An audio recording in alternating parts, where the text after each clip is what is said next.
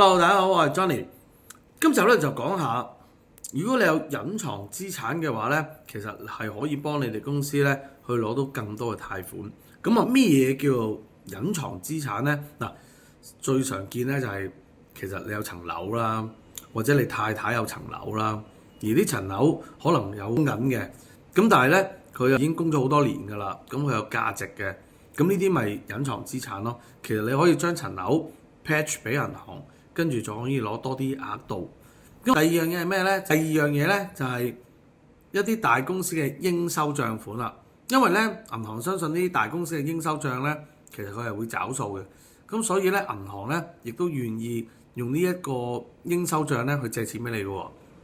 第三樣嘢啦，就係 LC 啦。嗱，你有張 LC 喺手嘅時候咧，其實你亦都可以同銀行傾話，我有張 LC 喺度，有冇得可以幫我搞下融資，增強我現金流呢？咁樣其實都係可以同銀行傾㗎。咁所以如果你有樓，就算供緊都唔緊要。第二就係你有大公司嘅應收帳，第三就係你收 LC，呢啲其實都可以向銀行嗰度攞得貸款㗎。今集講到呢度先，下集講下其他嘢，拜拜。